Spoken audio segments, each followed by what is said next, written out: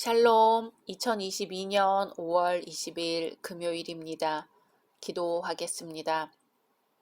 주님, 오늘도 말씀으로 이 하루를 열게 하심을 감사드립니다. 주님, 오늘 하루 우리의 모든 힘의 원천과 도움이 오직 예수님으로부터만 있다는 것을 깨닫는 하루 되게 하소서. 우리 삶에서 바닥이 무너져 내리는 것 같았던 순간 그 사건 속에 함께 계셨던 하나님을 기억하고 주님께로 더욱 가까이 가게 하소서. 예수님의 이름으로 기도드립니다. 아멘. 오늘의 말씀은 출애굽기 36장입니다.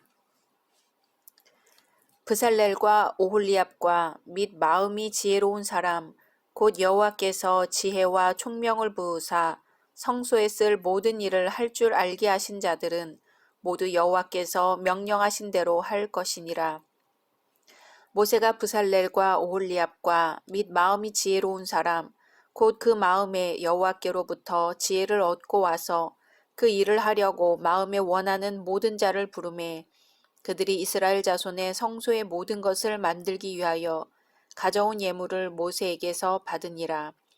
그러나 백성이 아침마다 자원하는 예물을 연하여 가져왔으므로 성소의 모든 일을 하는 지혜로운 자들이 각기 하는 일을 중지하고 와서 모세에게 말하여 이르되 백성이 너무 많이 가져오므로 여호와께서 명령하신 일에 쓰기에 남음이 있나이다. 모세가 명령을 내리매 그들이 진중에 공포하여 이르되 남녀를 막론하고 성소에 드릴 예물을 다시 만들지 말라 하매 백성이 가져오기를 그치니 있는 재료가 모든 일을 하기에 넉넉하여 남음이 있었더라. 일하는 사람 중에 마음이 지혜로운 모든 사람이 10폭 휘장으로 성막을 지었으니 곧 가늘게 꼰 배실과 청색 자색 홍색 실로 그룹들을 무늬 놓아 짜서 지은 것이라. 매 폭의 길이는 28규빗, 너비는 4규빗으로 각 폭의 장단을 갖게 하여 그 5폭을 서로 연결하며 또 그 5폭을 서로 연결하고 연결할 끝폭가에 청색 고를 만들며 다른 연결할 끝폭가에도 고를 만들되 그 연결할 한 폭에 고리 50개를 달고 다른 연결할 한 폭의 가에도 고리 50개를 달아 그 고들이 서로 대하게 하고 금갈고리 50개를 만들어 그 갈고리로 두 휘장을 연결하여 한 막을 이루었더라. 그 성막을 덮는 막, 곧 휘장을 염소털로 만들되 11폭을 만들었으니 각 폭의 길이는 30규빗, 너비는 4규빗으로 11폭의 장단을 갖게 하여 그 휘장 5폭을 서로 연결하며 또 6폭을 서로 연결하고 휘장을 연결할 끝폭 가에 고리 50개를 달며 다른 연결할 끝폭 가에도 고리 50개를 달고 놋 갈고리 50개를 만들어 그 휘장을 연결하여 한 막이 되게 하고 붉은 물들인 순양의 가죽으로 막의 덮개를 만들고 해달의 가죽으로 그 윗덮개를 만들었더라.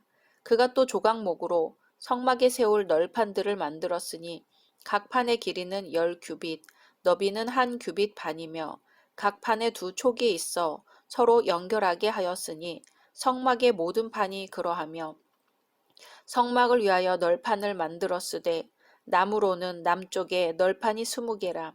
그 20개 널판 밑에 은 받침 40개를 만들었으되 곧 이 널판 밑에도 두 받침이 그 2촉을 받게 하였고 저 널판 밑에도 두 받침이 그 2촉을 받게 하였으며 성막 다른 쪽 곧 북쪽을 위하여도 널판 20개를 만들고 또 은 받침 40개를 만들었으니 곧 이 판 밑에도 받침이 둘이요 저 판 밑에도 받침이 둘이며 장막 뒤 곧 서쪽을 위하여는 널판 6개를 만들었고 장막 뒤 두 모퉁이 편을 위하여는 널판 2개를 만들되 아래에서부터 위까지 각기 2겹 두께로 하여 윗꼬리에 이르게 하고 두 모퉁이 쪽을 다 그리하며 그 널판은 8개요 그 받침은 은받침 16개라 각 널판 밑에 2개씩이었더라.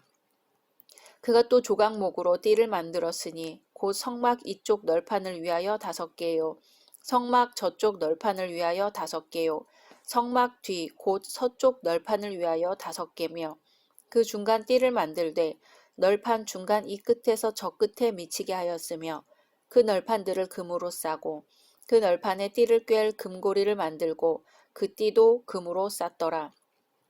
그가 또 청색, 자색, 홍색 실과 가늘게 꼰 배실로 휘장을 짜고 그 위에 그룹들을 정교하게 수놓고 조각목으로 네 기둥을 만들어 금으로 쌌으며 그 갈고리는 금으로 기둥의 네 받침은 은으로 부어 만들었으며 청색, 자색, 홍색 실과 가늘게 꼰 배실로 수놓아 장막문을 위하여 휘장을 만들고 휘장문의 기둥 5과 그 갈고리를 만들고 기둥 머리와 그 가름대를 금으로 쌌으며 그 5 받침은 놋이었더라.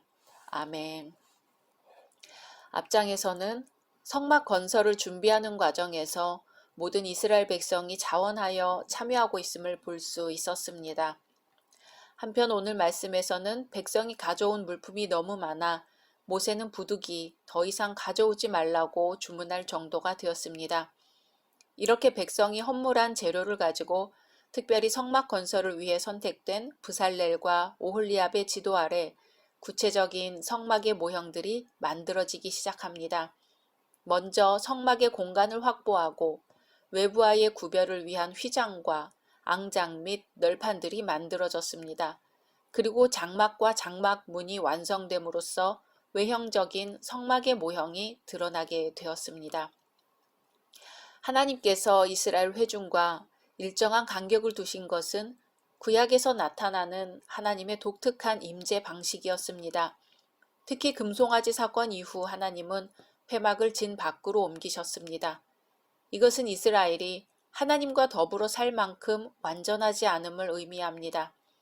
비록 이스라엘이 언약을 회복하고 성막을 건설한다 할지라도 하나님은 이스라엘과 거리를 두지 않으면 안 되었습니다. 그만큼 하나님의 임재 방식은 제한적이었습니다. 그렇다고 해서 이러한 임재의 제한성이 하나님의 전능하심과 무소부재하심을 제한하는 것은 아닙니다. 예수 그리스도로 말미암아 휘장이 갈라지기까지 하나님께서 자신의 임재를 보이신 하나의 방편이었습니다.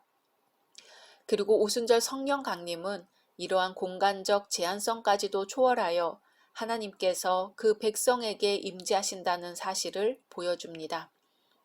하나님께서 성막에 임재하신다는 것은 이스라엘이 하나님 앞에 나와 경배할 대상이 누구이신가를 바르게 알려주기 위함입니다. 하나님은 이 지상의 어떤 것으로도 형상화하거나 가시화할 수 있는 분이 아닙니다. 하나님은 창조주로서 피조세계의 모든 것을 초월하는 분이시기 때문입니다. 이처럼 눈에 보이지 않는 하나님을 경배하는 일은 매우 고도의 신관을 필요로 합니다.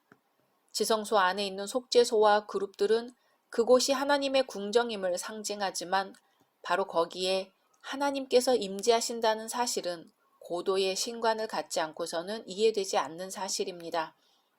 하나님의 궁정을 상징하는 성막 안에 임재하신 보이지 않는 하나님을 경배한다는 것은 영적 존재인 하나님을 가장 정당하게 예배하는 것입니다. 이것은 눈에 보이는 그 어떤 것으로도 나타낼 수 없는 하나님에 대한 올바른 인식이 있어야만 가능합니다. 하나님께서 성막을 건설하도록 하신 것은 인간의 한계를 보셨기 때문입니다. 하나님은 영이시기 때문에 마땅히 하나님에 대한 예배 역시 영적이어야 합니다. 눈에 보이는 형태를 초월한 경배를 드려야 합니다. 하지만 인간은 현상 세계에 사는 존재이기 때문에 어떤 형태의 경배를 하나님께 드린다 할지라도 언제나 눈에 보이는 형태를 가질 수밖에 없다는 것이 인간의 한계입니다. 그래서 하나님은 성막을 주셨습니다.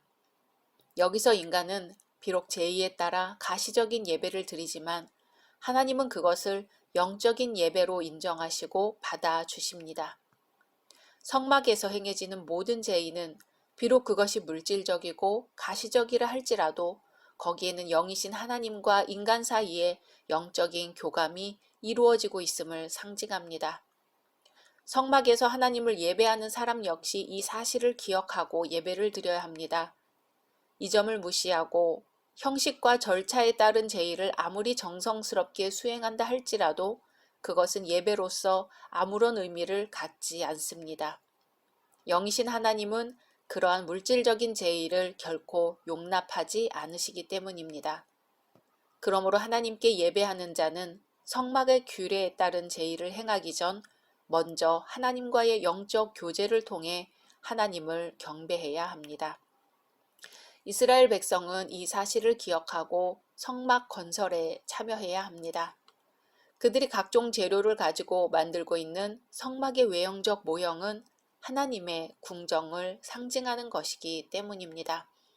그래서 그들은 장막을 초월하신 하나님께서 그 안에 임재하신다는 약속 안에서 영적인 교제를 통해 하나님의 백성으로서 순결한 삶을 하나님께 바쳐야 합니다.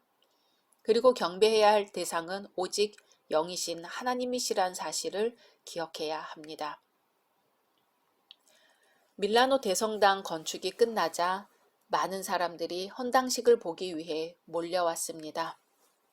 그중 한 어린 소녀는 거대한 성당을 가리키며 나도 저 집 짓는 일을 도왔어요 하며 기쁨에 넘치는 소리로 외쳤습니다. 제복을 입은 호위병이 물었습니다. 그래, 네가 무슨 일을 했단 말이냐? 나는 우리 아빠가 저쪽에서 일하는 동안 도시락을 날라드렸어요. 비록 보잘것없는 일이긴 했지만 그 어린 소녀가 담당했던 임무는 건축가의 계획을 완성하는 데 도움을 주었습니다. 인생에 있어서 우리가 담당한 부분이 아무리 작아 보일지라도 하나님의 설계를 완성시키는 데에 도움이 된다면 그것은 매우 중요한 부분일 것입니다. 우리는 누구나 할 것 없이 주님의 거룩한 집, 곧 성전을 건축해 가고 있습니다. 이스라엘 자손이 성막을 지을 때 항상 하나님의 도우심이 있었던 것처럼 지혜와 총명을 부으사 성소에 쓸 모든 일을 할 줄 알게 하셨던 것처럼 지금도 우리를 통해 주님의 성전을 건축하게 하십니다. 미처 우리가 어떻게 해야 할지 모르는 그 순간에도 우리가 충성되고 즐거이 이 집을 지어간다면 하나님은 조용히 우리를 방문하셔서 그 일을 도와주실 것입니다. 각자 말씀 묵상하신 후 주기도문으로 마치겠습니다.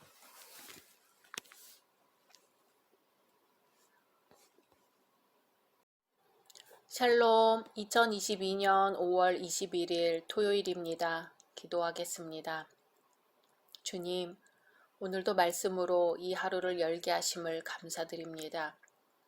주님, 우리는 어떻게 하면 우리 자신의 이익을 구하지 않고 하나님께 이익이 되는 것에만 관심을 둘 수 있을까요? 오늘 하루 우리의 모든 계획과 욕망을 놓아버릴 수 있도록 도와주십시오. 오직 주님만을 원하고 우리를 향한 주님의 뜻만을 원하도록 가르쳐 주십시오. 예수님의 이름으로 기도드립니다. 아멘. 오늘의 말씀은 출애굽기 37장입니다. 브살렐이 조각목으로 궤를 만들었으니 길이가 2규빗 반, 너비가 1규빗 반, 높이가 1규빗 반이며 순금으로 안팎을 싸고 위쪽 가장자리로 돌아가며 금테를 만들었으며 금고리 넷을 부어 만들어 네 발에 달았으니 곧 이쪽에 2고리요 저쪽에 2고리이며 조각목으로 채를 만들어 금으로 싸고 그 채를 궤 양쪽 고리에 꿰어 궤를 매게 하였으며 순금으로 속죄서를 만들었으니 길이가 2규빗 반, 너비가 1규빗 반이며 금으로 그룹 둘을 속죄소 양쪽에 쳐서 만들었으되 한 그룹은 이쪽 끝에 한 그룹은 저쪽 끝에 곧 속죄소와 한 덩이로 그 양쪽에 만들었으니 그룹들이 그 날개를 높이 펴서 그 날개로 속죄소를 덮었으며 그 얼굴은 서로 대하여 속죄소를 향하였더라. 그가 또 조각목으로 상을 만들었으니 길이가 2규빗, 너비가 1규빗, 높이가 1규빗 반이며 순금으로 싸고 위쪽 가장자리로 돌아가며 금테를 둘렀으며 그 주위에 손바닥 넓이만한 턱을 만들고 그 턱 주위에 금으로 테를 만들었고 상을 위하여 금고리 넷을 부어 만들어 네 발 위, 네 모퉁이에 달았으니 그 고리가 턱 곁에 있어서 상을 매는 채를 꿰게 하였으며 또 조각목으로 상맬 채를 만들어 금으로 쌌으며 상 위의 기구 곧 대접과 숟가락과 잔과 따르는 병을 순금으로 만들었더라. 그가 또 순금으로 등잔대를 만들되 그것을 쳐서 만들었으니 그 밑판과 줄기와 잔과 꽃 받침과 꽃이 그것과 한 덩이로 되었고 가지 6이 그 곁에서 나왔으니 곧 등잔대의 3가지는 저쪽으로 나왔고 등잔대의 3가지는 이쪽으로 나왔으며 이쪽 가지에 살구꽃 형상의 잔 셋과 꽃받침과 꽃이 있고 저쪽 가지에 살구꽃 형상의 잔 셋과 꽃받침과 꽃이 있어 등잔대에서 나온 가지 6이 그러하며 등잔대 줄기에는 살구꽃 형상의 잔 넷과 꽃받침과 꽃이 있고 등잔대에서 나온 가지 6을 위하여는 꽃받침이 있게 하였으되 2가지 아래에 한 꽃받침이 있어 줄기와 연결하였고 또 2가지 아래에 한 꽃받침이 있어 줄기와 연결하였고 또 다시 2가지 아래에 한 꽃받침이 있어 줄기와 연결되게 하였으니 이 꽃받침과 가지들을 줄기와 연결하여 전부를 순금으로 쳐서 만들었으며 등잔 7과 그 불집게와 불똥 그릇을 순금으로 만들었으니 등잔대와 그 모든 기구는 순금 1달란트로 만들었더라. 그가 또 조각목으로 분향할 제단을 만들었으니 길이는 1규빗이요 너비도 1규빗이라 네모가 반듯하고 높이는 2규빗이며 그 뿔들이 제단과 연결되었으며 제단 상면과 전후 좌우면과 그 뿔을 순금으로 싸고 주위에 금테를 둘렀고 그 테 아래 양쪽에 금고리 2를 만들었으되 곧 그 양쪽에 만들어 제단을 매는 채를 꿰게 하였으며 조각목으로 그 채를 만들어 금으로 쌌으며 거룩한 관유와 향품으로 정결한 향을 만들었으되 향을 만드는 법대로 하였더라. 아멘. 성막 건설은 그 안에 진열할 집기를 만들면서 점차 구체화되고 있습니다. 오늘 말씀에서는 지성소와 성소 안의 집기들인 언약궤와 속죄소, 떡상, 등대, 향단과 향단에 사용할 향, 관유를 제조한 양식을 보여줍니다. 지성소는 비록 그 화려함에 있어서는 천상에 있는 하나님의 보좌에 못 미친다 할지라도 가장 화려하게 장식되었습니다. 여기에는 언약궤와 속죄소가 자리 잡고 있습니다. 이것은 하나님의 옥좌를 상징합니다. 언약궤와 속죄소는 하나의 모형을 이루고 있습니다. 즉 속죄소는 언약궤의 덮개처럼 언약궤 위에 놓여 있습니다.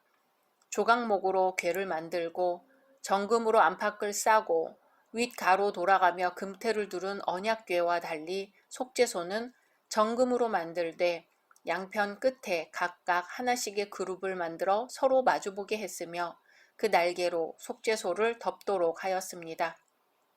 그 결과 속죄소와 그룹 사이에 하나의 공간이 만들어졌고 이 공간은 하나님의 임재를 상징합니다.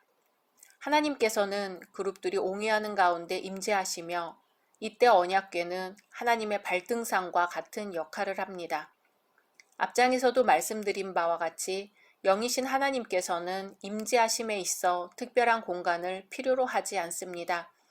더욱이 하나님께서 좌정하실 의자나 여타의 집기조차 필요하지 않습니다. 그럼에도 불구하고 성막을 만들고 그 안에 지성소를 구별하고 언약궤와 속죄소를 설치하게 하신 것에는 특별한 이유가 있습니다. 법궤는 하나님의 말씀 통치를 상징하며 속죄소는 하나님께서 그의 백성을 만나시는 장소입니다. 특히 속죄소를 가리켜 시은소라고 일컬을 때에 그곳은 하나님께서 은혜를 베푸신다는 의미를 가집니다. 그렇다면 언약궤와 속죄소가 한 몸을 이루고 있다는 것은 하나님께서 그 나라에 베푸실 은혜의 통치에 대한 성격을 묘사해주고 있음을 알 수 있습니다. 이런 이유에서 하나님께서는 휘장으로 성소와 성별된 공간으로서의 지성소를 설치하도록 하신 것입니다. 바로 그 자리에 임재하신 하나님께서 그의 백성을 향하여 은혜의 통치를 펼치실 것을 보여주십니다. 대제사장은 1년에 한 차례씩 속죄할 피를 가지고 이곳에서 백성의 죄를 속죄하는 의식을 행해야 했습니다. 이렇게 함으로써 왕이신 하나님과 그의 백성은 계속해서 화목을 유지할 수 있었습니다. 이것은 백성 편에서는 피동적인 듯 보여도 하나님 편에서는 능동적으로 그 백성과 화목을 유지하시겠다는 의지의 표현입니다. 하나님의 백성이 누릴 하나님과의 화목은 왕이신 하나님 편에서 적극적이고 능동적인 은혜를 베푸심으로써 가능했습니다. 속죄소를 가리켜 시은소라고 하는 이유도 여기에 있습니다. 하나님께서 백성을 향하여 적극적이고 능동적인 은혜로 통치해 나가신다는 사실을 좀 더 구체적인 실체로 보여주는 것이 성소에 있는 집기들입니다. 성소에는 진설병을 올려놓는 떡상과 불을 밝히는 등대와 향을 피우는 향단이 자리하고 있습니다. 이것들은 한 가지 공통점이 있는데 하나님께서 백성에게 베푸신 은혜를 교감하도록 하는 것입니다.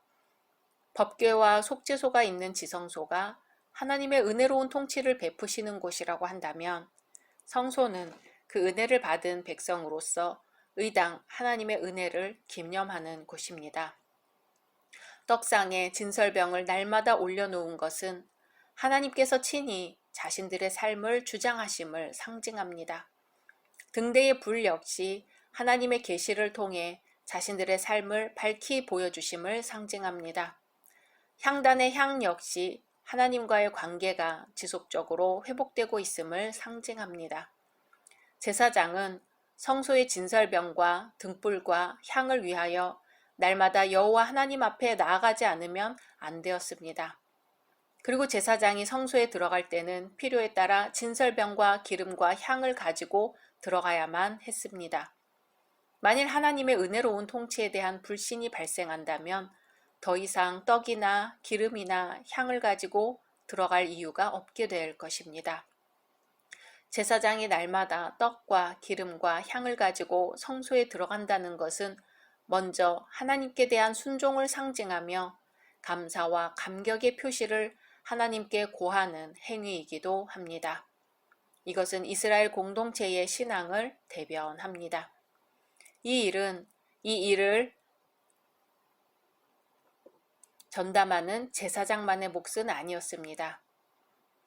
제사장이 비록 자기 직무상 그 일을 반복한다 할지라도 하나님의 통치를 받는 이스라엘의 성별된 삶과 그 삶을 하나님께 드린다는 정신을 가지고 직무를 수행하기 때문입니다. 그렇기 때문에 이스라엘은 제사장의 직무를 통해 자기들이 날마다 하나님과 교제를 나누고 있음을 기억하고 인정하고 고백하는 차원에서 성소에서 일어나고 있는 일을 바라보았습니다. 어떤 의료 선교사가 자신이 예수를 믿게 된 동기에 대해 이렇게 이야기했습니다. 하루는 공부에 몹시 지쳐서 학교 식당에 들어섰을 때 한 구석에 평소 존경하던 교수님이 한 분 앉아 계셨답니다. 그분은 식사를 하기 전 기도를 하고 있었는데 그 모습이 그렇게 평안해 보일 수 없었대요. 그분이 가지고 있는 그 안식이 그렇게 부러워 보였답니다. 또 그러한 성결한 삶의 모습이 정말 감동적이었다고 합니다. 문득 그 교수님처럼 예수님을 믿고 싶다는 생각이 들어 교수님에게 다가가 신앙에 관해 얘기했답니다. 결국 그 교수님을 통해 전도를 받아 예수님을 믿게 되었고 의료 선교사로 사역하게 되었다고 합니다. 오늘 말씀에서 성소를 환하게 밝혀 제사장 임무를 수행할 수 있게 한 것이 바로 등대의 역할이었습니다. 등대로 인해 아무리 칠흑 같은 어둠이 몰려올지라도 성소 안은 환했습니다. 마찬가지로 오늘날 하나님의 자녀들의 삶은 어두운 세상을 밝게 비출 수 있어야 합니다. 우리가 살고 있는 사회는 사람보다 물질이 우선시되고 그래서 물질을 얻기 위한 갖가지 부정적 수단까지 동원되기도 합니다. 그 속에서 하나님의 자녀들은 작은 말이나 행동, 표정, 몸짓 하나에도 하나님을 드러내며 살아야 합니다. 하루의 노동으로 지친 사람들, 더 많은 재물과 권력을 얻기 위해 기진해 있는 사람들, 그리고 나와 내 가족만을 생각하는 사람들에게 온화한 표정으로 따뜻한 말 한마디를 건네보면 세상은 한결 살만해지지 않을까요? 우리의 작은 손짓 하나에도 하나님을 생각하는 마음을 담아야겠습니다. 각자 말씀 묵상하신 후 주기도문으로 마치겠습니다. 샬롬, 2022년 5월 21일 토요일입니다. 기도하겠습니다. 주님, 오늘도 말씀으로 이 하루를 열게 하심을 감사드립니다. 주님, 우리는 어떻게 하면 우리 자신의 이익을 구하지 않고 하나님께 이익이 되는 것에만 관심을 둘 수 있을까요? 오늘 하루 우리의 모든 계획과 욕망을 놓아버릴 수 있도록 도와주십시오. 오직 주님만을 원하고 우리를 향한 주님의 뜻만을 원하도록 가르쳐 주십시오. 예수님의 이름으로 기도드립니다. 아멘. 오늘의 말씀은 출애굽기 37장입니다.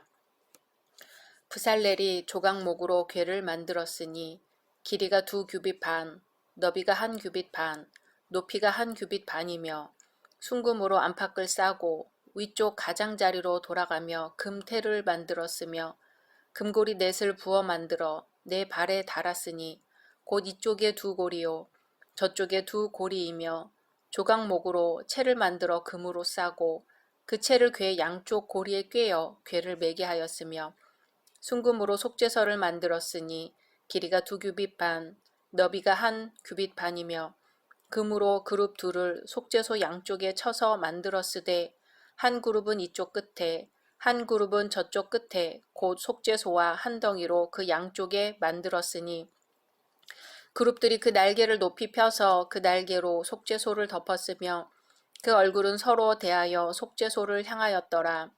그가 또 조각목으로 상을 만들었으니 길이가 2규빗, 너비가 1규빗, 높이가 1규빗 반이며 순금으로 싸고 위쪽 가장자리로 돌아가며 금테를 둘렀으며 그 주위에 손바닥 넓이만한 턱을 만들고 그 턱 주위에 금으로 테를 만들었고 상을 위하여 금고리 넷을 부어 만들어 네 발 위, 네 모퉁이에 달았으니 그 고리가 턱 곁에 있어서 상을 매는 채를 꿰게 하였으며 또 조각목으로 상맬 채를 만들어 금으로 쌌으며 상 위의 기구 곧 대접과 숟가락과 잔과 따르는 병을 순금으로 만들었더라.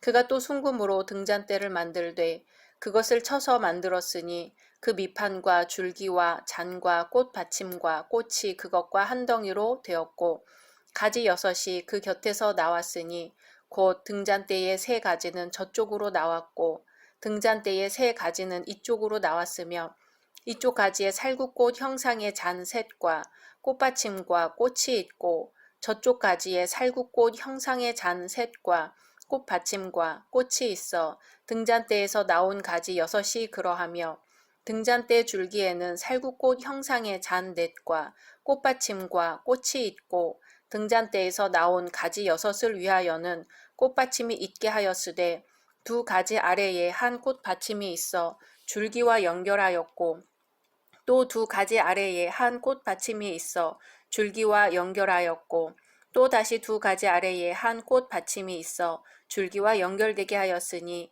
이 꽃받침과 가지들을 줄기와 연결하여 전부를 순금으로 쳐서 만들었으며 등잔 7과 그 불집게와 불똥 그릇을 순금으로 만들었으니 등잔대와 그 모든 기구는 순금 1달란트로 만들었더라.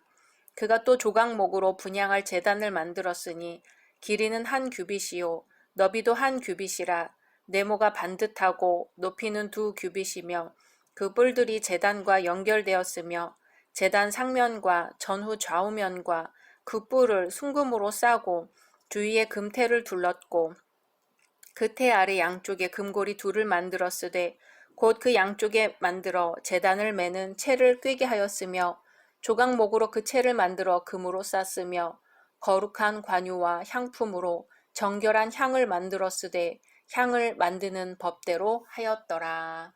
아멘. 성막 건설은 그 안에 진열할 집기를 만들면서 점차 구체화되고 있습니다. 오늘 말씀에서는 지성소와 성소 안의 집기들인 언약궤와 속죄소, 떡상, 등대, 향단과 향단에 사용할 향, 관유를 제조한 양식을 보여줍니다. 지성소는 비록 그 화려함에 있어서는 천상에 있는 하나님의 보좌에 못 미친다 할지라도 가장 화려하게 장식되었습니다. 여기에는 언약궤와 속죄소가 자리 잡고 있습니다. 이것은 하나님의 옥좌를 상징합니다. 언약궤와 속죄소는 하나의 모형을 이루고 있습니다. 즉 속죄소는 언약궤의 덮개처럼 언약궤 위에 놓여 있습니다. 조각목으로 궤를 만들고 정금으로 안팎을 싸고 윗가로 돌아가며 금태를 두른 언약궤와 달리 속죄소는 정금으로 만들되 양편 끝에 각각 하나씩의 그룹을 만들어 서로 마주보게 했으며 그 날개로 속죄소를 덮도록 하였습니다. 그 결과 속죄소와 그룹 사이에 하나의 공간이 만들어졌고 이 공간은 하나님의 임재를 상징합니다. 하나님께서는 그룹들이 옹이하는 가운데 임재하시며 이때 언약궤는 하나님의 발등상과 같은 역할을 합니다. 앞장에서도 말씀드린 바와 같이 영이신 하나님께서는 임재하심에 있어 특별한 공간을 필요로 하지 않습니다. 더욱이 하나님께서 좌정하실 의자나 여타의 집기조차 필요하지 않습니다. 그럼에도 불구하고 성막을 만들고 그 안에 지성소를 구별하고 언약궤와 속죄소를 설치하게 하신 것에는 특별한 이유가 있습니다. 법궤는 하나님의 말씀 통치를 상징하며 속죄소는 하나님께서 그의 백성을 만나시는 장소입니다. 특히 속죄소를 가리켜 시은소라고 일컬을 때에 그곳은 하나님께서 은혜를 베푸신다는 의미를 가집니다. 그렇다면 언약궤와 속죄소가 한 몸을 이루고 있다는 것은 하나님께서 그 나라에 베푸실 은혜의 통치에 대한 성격을 묘사해주고 있음을 알 수 있습니다. 이런 이유에서 하나님께서는 휘장으로 성소와 성별된 공간으로서의 지성소를 설치하도록 하신 것입니다. 바로 그 자리에 임재하신 하나님께서 그의 백성을 향하여 은혜의 통치를 펼치실 것을 보여주십니다. 대제사장은 1년에 한 차례씩 속죄할 피를 가지고 이곳에서 백성의 죄를 속죄하는 의식을 행해야 했습니다. 이렇게 함으로써 왕이신 하나님과 그의 백성은 계속해서 화목을 유지할 수 있었습니다. 이것은 백성 편에서는 피동적인 듯 보여도 하나님 편에서는 능동적으로 그 백성과 화목을 유지하시겠다는 의지의 표현입니다. 하나님의 백성이 누릴 하나님과의 화목은 왕이신 하나님 편에서 적극적이고 능동적인 은혜를 베푸심으로써 가능했습니다. 속죄소를 가리켜 시은소라고 하는 이유도 여기에 있습니다. 하나님께서 백성을 향하여 적극적이고 능동적인 은혜로 통치해 나가신다는 사실을 좀 더 구체적인 실체로 보여주는 것이 성소에 있는 집기들입니다. 성소에는 진설병을 올려놓는 떡상과 불을 밝히는 등대와 향을 피우는 향단이 자리하고 있습니다. 이것들은 한 가지 공통점이 있는데 하나님께서 백성에게 베푸신 은혜를 교감하도록 하는 것입니다. 법궤와 속죄소가 있는 지성소가 하나님의 은혜로운 통치를 베푸시는 곳이라고 한다면 성소는 그 은혜를 받은 백성으로서 의당 하나님의 은혜를 기념하는 곳입니다. 떡상에 진설병을 날마다 올려놓은 것은 하나님께서 친히 자신들의 삶을 주장하심을 상징합니다. 등대의 불 역시 하나님의 계시를 통해 자신들의 삶을 밝히 보여주심을 상징합니다. 향단의 향 역시 하나님과의 관계가 지속적으로 회복되고 있음을 상징합니다. 제사장은 성소의 진설병과 등불과 향을 위하여 날마다 여호와 하나님 앞에 나아가지 않으면 안 되었습니다. 그리고 제사장이 성소에 들어갈 때는 필요에 따라 진설병과 기름과 향을 가지고 들어가야만 했습니다. 만일 하나님의 은혜로운 통치에 대한 불신이 발생한다면 더 이상 떡이나 기름이나 향을 가지고 들어갈 이유가 없게 될 것입니다. 제사장이 날마다 떡과 기름과 향을 가지고 성소에 들어간다는 것은 먼저 하나님께 대한 순종을 상징하며 감사와 감격의 표시를 하나님께 고하는 행위이기도 합니다. 이것은 이스라엘 공동체의 신앙을 대변합니다. 이 일을 전담하는 제사장만의 몫은 아니었습니다. 제사장이 비록 자기 직무상 그 일을 반복한다 할지라도 하나님의 통치를 받는 이스라엘의 성별된 삶과 그 삶을 하나님께 드린다는 정신을 가지고 직무를 수행하기 때문입니다. 그렇기 때문에 이스라엘은 제사장의 직무를 통해 자기들이 날마다 하나님과 교제를 나누고 있음을 기억하고 인정하고 고백하는 차원에서 성소에서 일어나고 있는 일을 바라보았습니다. 어떤 의료 선교사가 자신이 예수를 믿게 된 동기에 대해 이렇게 이야기했습니다. 하루는 공부에 몹시 지쳐서 학교 식당에 들어섰을 때 한 구석에 평소 존경하던 교수님이 한 분 앉아 계셨답니다. 그분은 식사를 하기 전 기도를 하고 있었는데 그 모습이 그렇게 평안해 보일 수 없었대요. 그분이 가지고 있는 그 안식이 그렇게 부러워 보였답니다. 또 그러한 성결한 삶의 모습이 정말 감동적이었다고 합니다. 문득 그 교수님처럼 예수님을 믿고 싶다는 생각이 들어 교수님에게 다가가 신앙에 관해 얘기했답니다. 결국 그 교수님을 통해 전도를 받아 예수님을 믿게 되었고 의료 선교사로 사역하게 되었다고 합니다. 오늘 말씀에서 성소를 환하게 밝혀 제사장 임무를 수행할 수 있게 한 것이 바로 등대의 역할이었습니다. 등대로 인해 아무리 칠흑 같은 어둠이 몰려올지라도 성소 안은 환했습니다. 마찬가지로 오늘날 하나님의 자녀들의 삶은 어두운 세상을 밝게 비출 수 있어야 합니다. 우리가 살고 있는 사회는 사람보다 물질이 우선시되고 그래서 물질을 얻기 위한 갖가지 부정적 수단까지 동원되기도 합니다. 그 속에서 하나님의 자녀들은 작은 말이나 행동, 표정, 몸짓 하나에도 하나님을 드러내며 살아야 합니다. 하루의 노동으로 지친 사람들, 더 많은 재물과 권력을 얻기 위해 기진해 있는 사람들, 그리고 나와 내 가족만을 생각하는 사람들에게 온화한 표정으로 따뜻한 말 한마디를 건네보면 세상은 한결 살만해지지 않을까요? 우리의 작은 손짓 하나에도 하나님을 생각하는 마음을 담아야겠습니다. 각자 말씀 묵상하신 후 주기도문으로 마치겠습니다.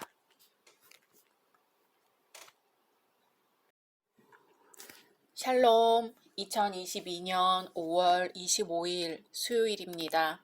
기도하겠습니다. 주님, 오늘도 말씀으로 이 하루를 열게 하심을 감사드립니다.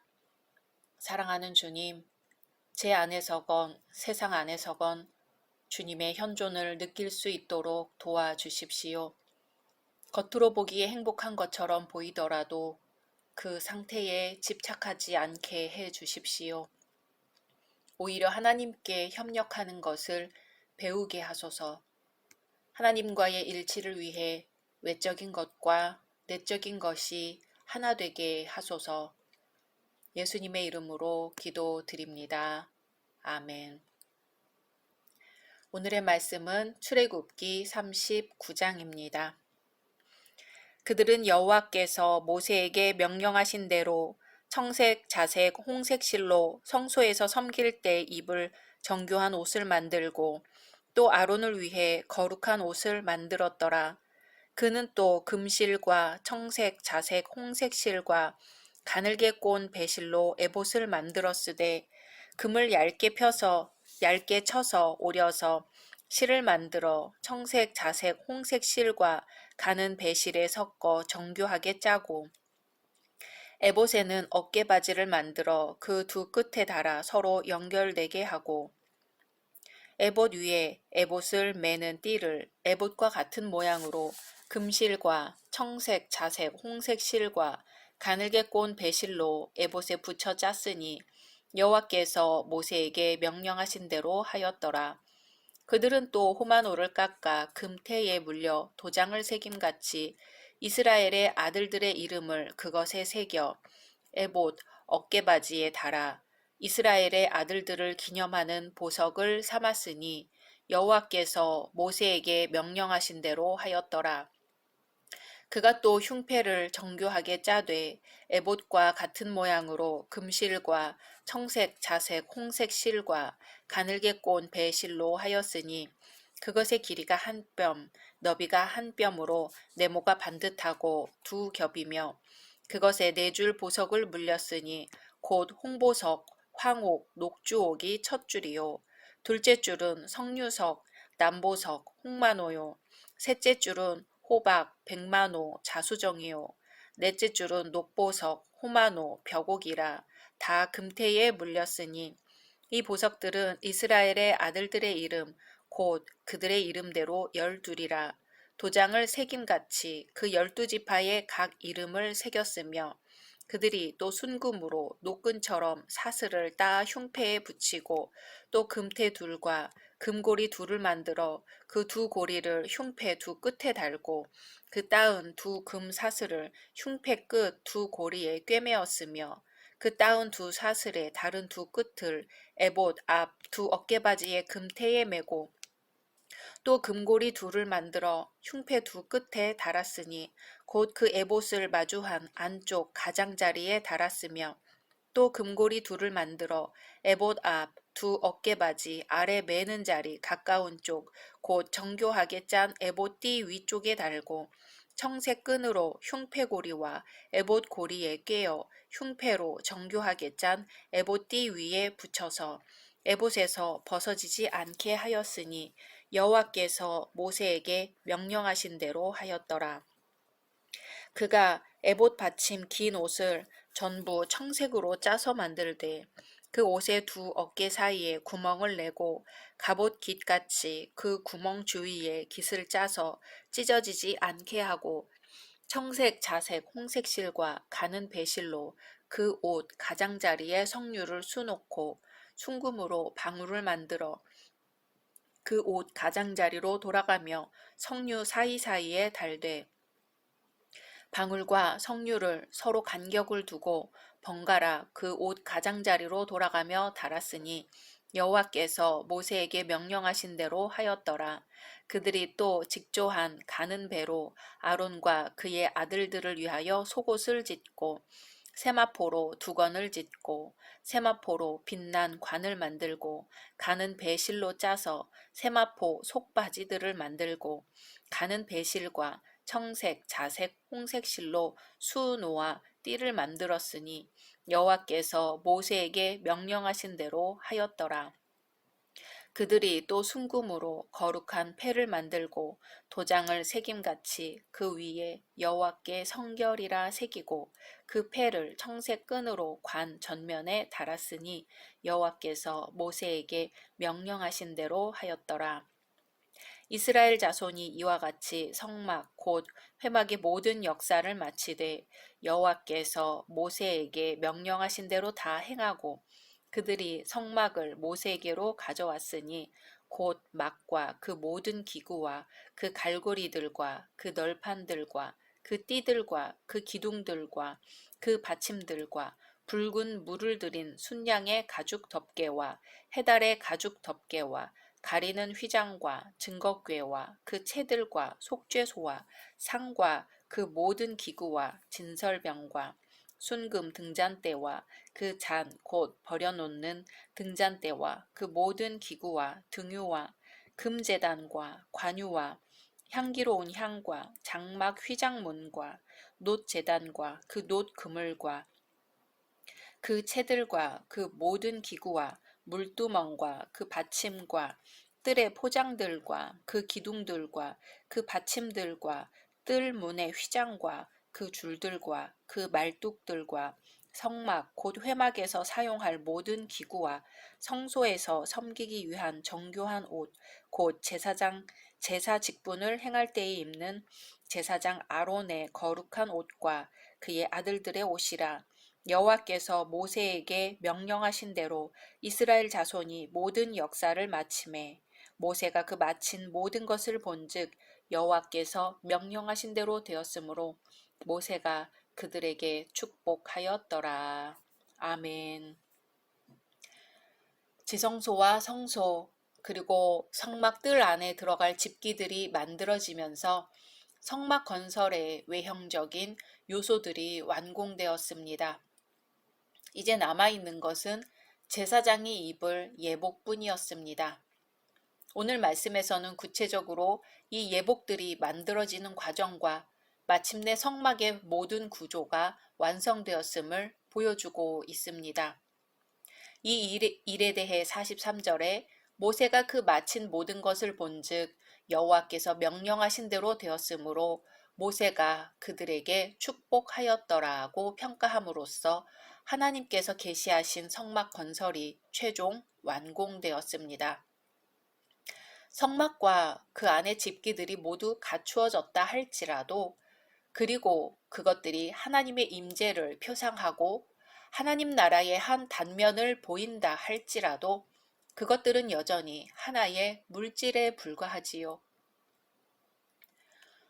거기에는 영이신 하나님과 그 하나님을 섬기고 신앙하는 백성이 있어야 하기 때문입니다.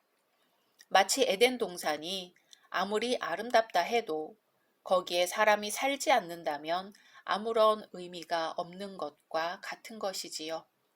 그래서 모든 제의를 행사할 제사장은 성막의 꽃과도 같습니다. 하나님은 백성을 대표하는 제사장의 예배를 통하여 영광을 받으시고 그 백성에게 은혜를 베푸실 것이며 백성은 중보자인 제사장을 통하여 하나님께 나아가는 은혜를 받기 때문입니다. 이런 점에서 제사장의 의복 역시 성막의 다른 집기들처럼 공교하고 아름답게 만들어져야 했습니다. 하나님은 대제사장 아론과 제사장들이 입을 옷에 대하여 세심한 배려를 하셨습니다. 왜냐하면 어떤 이유로든 인간이 거룩하신 하나님 앞에 나온다는 것은 오직 하나님께서 용납해 주셔야만 가능한 일이기 때문입니다. 하나님은 제사장들이 하나님 앞에 나아올 때 적어도 그들의 불순함에 대하여 하나님의 거룩성이 충돌을 일으켜 그들이 죽어야 하는 위험을 미연에 방지할 목적으로 제사장 의복을 만들도록 하셨습니다. 그러므로 제사장 의복은 단순히 제의를 행하는 자의 신분을 표시하거나 제의를 행하는 직무를 위하기 전에 하나님과 제사장의 관계에 있어서 하나님께서 제사장의 접근을 허용하신다는 표식이었습니다. 제사장은 본인이 아무리 성결하다고 주장한다 할지라도 하나님 앞에 나아갈 때에는 규정된 예복을 입지 않으면 안 되었습니다. 하나님은 당신이 허용하신 예복을 입은 자만이 성막에서 하나님을 위해 제의를 수행하도록 허락하셨습니다. 제사장 또한 하나님께서 특별하게 이스라엘 회중으로부터 구별하여 세우셨습니다. 아론과 그의 자손만이 이 제사장 반열에 참여하도록 허락되었습니다. 그럼에도 불구하고 그들은 규정된 예복을 입어야만 하나님 앞에 나아갈 수 있었습니다. 특별히 예복의 제작 과정과 관련하여 여호와께서 모세에게 명하신 대로 하였다는 반복적인 표현은 그 예복들이 얼마나 철저하게 만들어지고 있었는가를 보여줍니다. 제사장 의복의 각 부속물에 대하여 그처럼 세심하게 관심을 가지고 있다는 것은 그만큼 모세가 예복의 제작에 깊은 관심을 가지고 있음을 보여줍니다. 특별히 이 일을 위해 선택된 브살렐과 그를 도와 일하는 전문 기술자들에 의해 공교하게 만들어진 이 예복은 하나님 앞에 나아갈 제사장의 신분과 직무를 하나님께서 인정하시고 허용하신다는 표식으로서 부족함이 없었습니다. 그러나 아무리 아름답게 만들어진 예복이라 할지라도 그것은 하나님 편에서 볼 때 무가치한 물질에 불과합니다. 그것들이 의미를 가지는 것은 하나님께서 그렇게 만들도록 계시하셨고 그 말씀에 따라 제작되었기 때문입니다. 특별히 영이신 하나님께서 이 예복을 입은 제사장만을 만나시겠다고 선언하셨다는 점에서 이 예복은 하나님 앞에 합당한 옷이 됩니다. 이 사실은 이 세상의 어떤 것이라도 하나님에 의해 의미가 부여될 때 비로소 그 가치를 지니게 됨을 의미하지요. 아무리 인간의 생각으로 훌륭하고 아름답게 만들었다 할지라도 하나님께서 인정하지 않으시면 그것에서 아무런 의미를 찾을 수 없습니다. 32절 이스라엘 자손이 이와 같이 성막 곧 회막의 모든 역사를 마치되 여호와께서 모세에게 명령하신 대로 다 행하고 아멘. 이 말씀은 성막의 대역사가 완공되었으며 그것이 여호와의 계시에 합당하게 건설되었음을 말합니다. 사실 출애굽한 이스라엘이 광야에서 성막을 만든다는 것은 새로운 역사의 전환점이었습니다. 성막은 하나님의 처소로서 그리고 이스라엘의 정체성을 상징하는 구조물로서 독특한 의미와 가치를 지니기 때문입니다. 이와 더불어 성막은 하나님 나라의 모든 특성을 담고 있다는 점에서 역사적 의미를 가집니다. 어떤 사람이 자동차 운전면허 시험에서 여러 번 낙방했어요. 이 사람은 말하길 자신은 운전을 잘한다는 거예요. 도로에서 직접 운전을 해보기도 했는데 시험만 보면 번번이 실패를 한다는 거죠. 한편 한 대학생은 너무 쉽게 면허 시험에 합격을 해서 의아했습니다. 그래서 어떻게 그렇게 쉽게 면허를 땄느냐고 물으니 그냥 공식대로 했더니 합격하더라는 거죠. 문제는 공식대로에 있었습니다. 한 사람은 자신의 방법대로 차를 운전했고 대학생은 공식대로 차를 운전했습니다. 면허증은 공식대로 운전한 학생의 몫이었습니다. 오늘 말씀은 장막 만드는 사람들이 그 공사를 완공하여 지도자 모세에게 최종 검사를 받는 장면입니다. 이 검사에 합격한 이유는 무슨 특별한 기술을 부린 데 있지 않았습니다. 한 가지, 42절. 여호와께서 모세에게 명령하신 대로 이스라엘 자손이 모든 역사를 마치매 여기에 있었습니다. 주어진 공식대로 그대로 순종하여 일하는 것에 복이 뒤따른 것입니다. 성경의 가르침은 순종의 가치를 높이 삽니다. 사무엘상 15장 22절에 보면 순종이 제사보다 낫고 듣는 것이 수양의 기름보다 나으니 말씀하십니다. 또 이 순종의 고귀한 가치 때문에 예수님도 친히 순종을 배우셨습니다. 순종의 길은 참으로 어려운 길입니다. 만일 어떤 사람이 다른 사람의 의견이 옳다고 인정하여 따른다면 그것은 화합, 동의, 찬성이라고 부르지 순종했다고 말하지는 않습니다. 순종은 자신이 옳다고 인정할 수 없는 상황에서도 따르는 것입니다. 더 좋은 자신의 길이 있음에도 불구하고 모든 자신의 판단을 중지하고 따르는 것이지요. 소위 자기 포기를 말합니다. 자기를 버리는 길이지요. 주님을 따르기로 작정한 성도라면 자신의 방법, 주관, 경험, 지식을 포기하고 동의할 수 없는 부분까지도 말씀대로 따라가야 합니다. 그래야 복의 상급이 주어집니다. 교회 안에서의 생활이 때로 나의 필요에 역행되는 경우도 종종 있습니다. 그래서 때로는 불순종의 유혹이 그림자처럼 따라다닙니다. 언제나 더 좋은 다른 길이 있을 것이라 여기며 그럴 때마다 실수를 저지르곤 합니다. 그러나 오늘 말씀을 떠올려 보면 공식대로, 주문대로, 명하신 대로 수행한 것이 복의 근거가 되었음을 새겨야 할 것입니다. 자동차 운전면허에도 공식대로의 실행이 필요한데 영원한 하나님의 일에 절대적인 순종이 전제되어야 함은 당연할 것입니다. 각자 말씀 묵상하신 후 주기도문으로 마치겠습니다.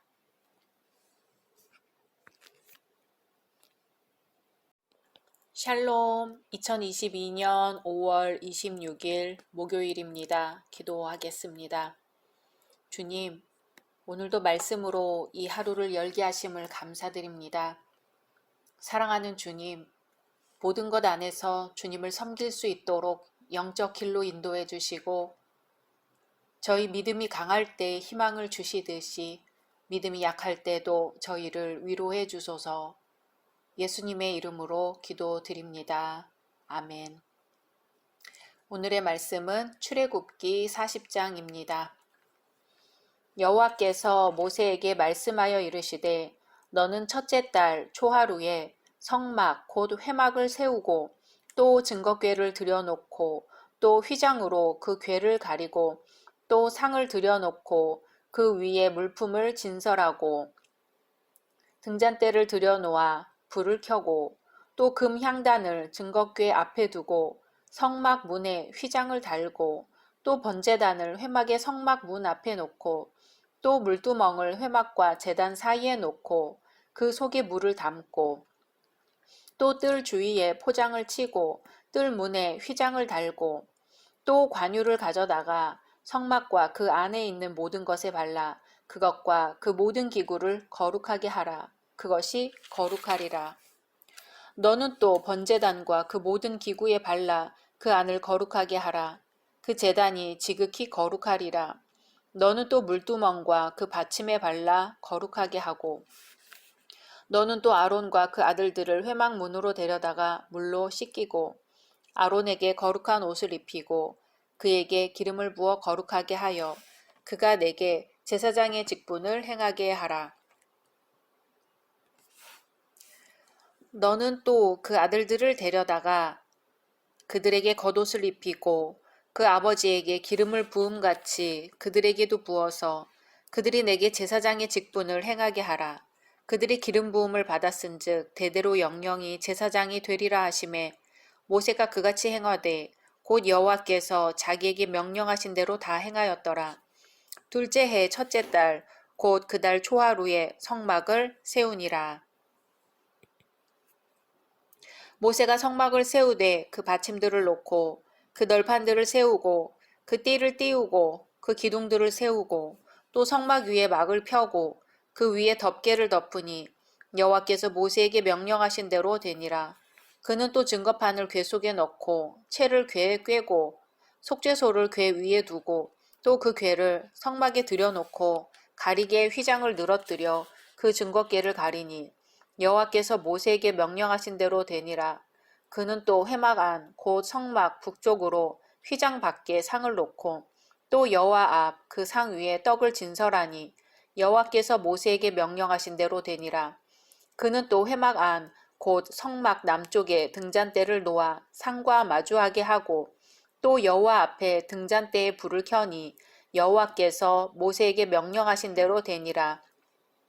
그가 또 금향단을 회막 안 휘장 앞에 두고 그 위에 향기로운 향을 사르니 여호와께서 모세에게 명령하신 대로 되니라. 그는 또 성막 문에 휘장을 달고 또 회막의 성막 문 앞에 번제단을 두고 번제와 소제를 그 위에 드리니 여호와께서 모세에게 명령하신 대로 되니라. 그는 또 물두멍을 회막과 제단 사이에 두고 거기 씻을 물을 담으니라. 모세와 아론과 그 아들들이 거기서 수족을 씻되 그들이 회막에 들어갈 때와 제단에 가까이 갈 때에 씻었으니 여호와께서 모세에게 명령하신 대로 되니라. 그는 또 성막과 제단 주위 뜰에 포장을 치고 뜰 문에 휘장을 다니라. 모세가 이같이 역사를 마치니 구름이 회막에 덮이고 여호와의 영광이 성막에 충만하매 모세가 회막에 들어갈 수 없었으니 이는 구름이 회막 위에 덮이고 여호와의 영광이 성막에 충만함이었으며 구름이 성막 위에서 떠오를 때에는 이스라엘 자손이 그 모든 행진하는 길에 앞으로 나아갔고 구름이 떠오르지 않을 때에는 떠오르는 날까지 나아가지 아니하였으며 낮에는 여호와의 구름이 성막 위에 있고 밤에는 불이 그 구름 가운데 있음을 이스라엘의 온 족속이 그 모든 행진하는 길에서 그들의 눈으로 보았더라. 아멘. 여호와께서 정월 초 1일에 마침내 성막 건축을 명하심으로써 그동안 모든 과정을 마치고 여호와께서 계시하신 대로 성막을 세우게 되었습니다. 모세는 이 과정을 기술하면서 여호와께서 모세에게 명하신 대로 되니라는 후렴 구절을 거듭 반복하고 있습니다. 이것은 성막 건설의 처음부터 마치는 때까지의 전 과정이 전적으로 여호와의 계시에 따라 진행되었음을 보여주고 있습니다. 아울러 그 후에 구름이 회막에 덮이고 여호와의 영광이 성막에 충만하였다는 묘사는 하나님께서 성막을 접수하셨음을 보여줍니다. 이제 하나님은 모세와 이스라엘 백성에 의해 만들어진 성막에 친히 임재하신 것입니다. 창조주이신 하나님께서 인간이 만든 구조물인 성막을 자신의 거처로 삼으신다는 것은 하나님께서 이스라엘 백성과 함께 하시겠다는 단호한 의지의 표현입니다. 여호와께서 성막을 접수하시고 그 안에 임재하신다는 증거는 구름이 회막에 덮이고 여호와의 영광이 성막에 충만했다는 현상으로 충분히 드러났습니다. 낮에는 여호와의 구름이 성막 위에 있고 밤에는 불이 그 구름 가운데 있음을 이스라엘의 온 족속이 그 모든 행진하는 길에서 그들의 눈으로 보았더라는 이 묘사 역시 여호와의 임재를 모든 백성이 인지하고 있음을 알려줍니다. 출애굽기에서 여호와의 임재 방식과 관련하여 특이하게 나타난 것 중 하나는 여호와의 사자에 대한 것입니다. 여호와의 사자는 여호와와 동일시됩니다.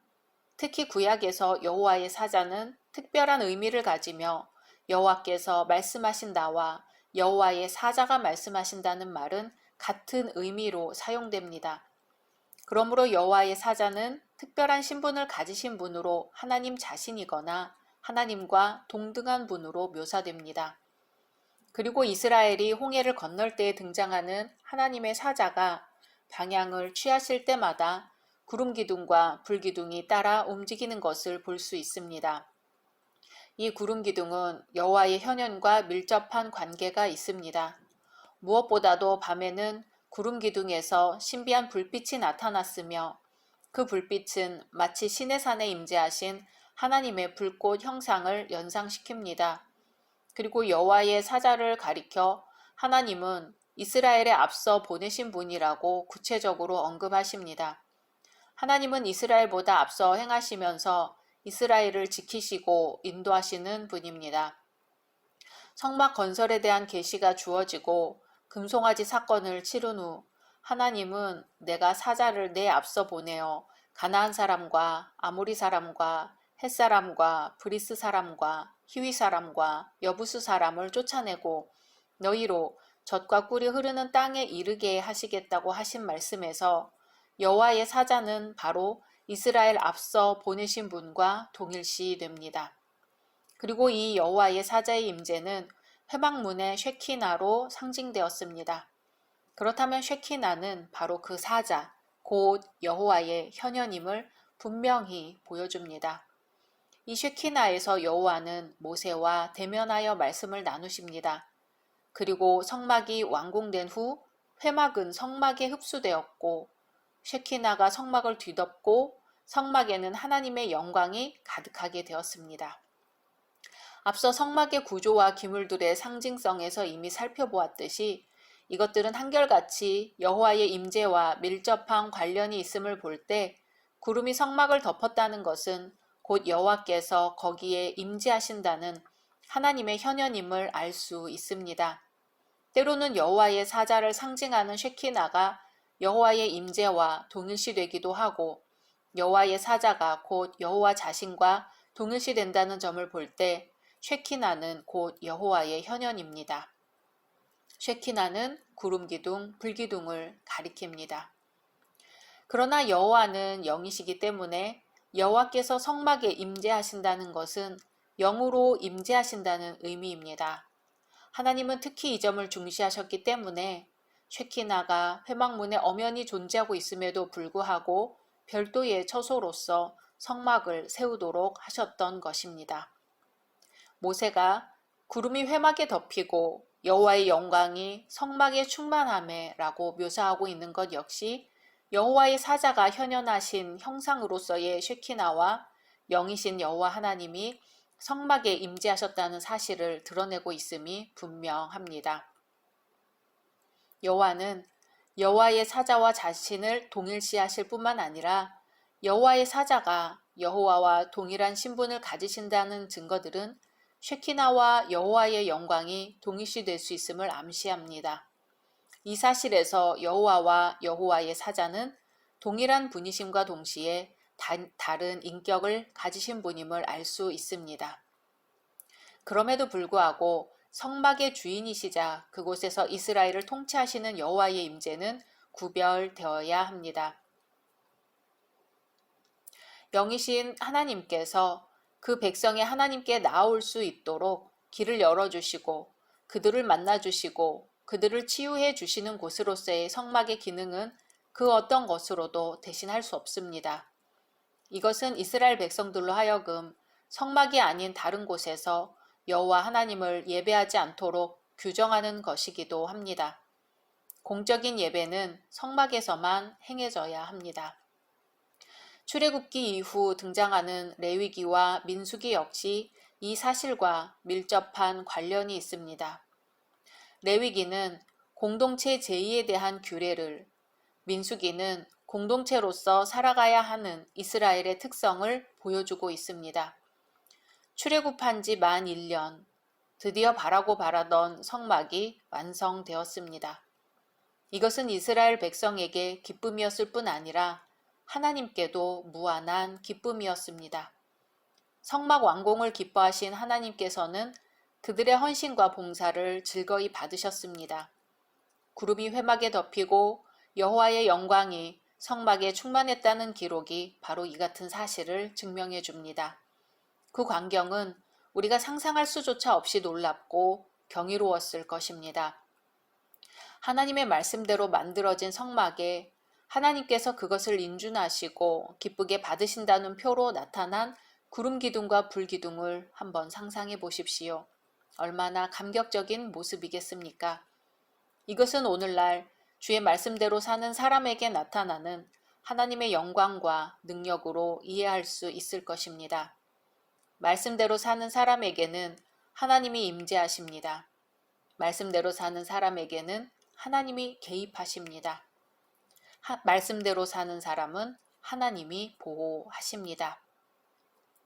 하나님을 보지 않고 세상을 보고 사는 생존 목적은 아마도 잘 먹고 잘 사는 것이라 해도 지나친 표현은 아닐 것입니다. 절대 만족은 없고 늘 불안의 그림자가 따라다닐 것입니다. 그러나 하나님의 말씀을 순종하는 우리는 항상 여유만만할 수 있습니다. 하나님이 우리에게 나타나셔서 희망을 주시고 인도하시며 보호해 주시기 때문입니다. 세상보다 크신 하나님께서 우리와 함께 계신다는 이 감격, 이 은혜, 이 확신으로 매일 승리하는 우리가 되기를 소망합니다. 각자 말씀 묵상하신 후 주기도문으로 마치겠습니다.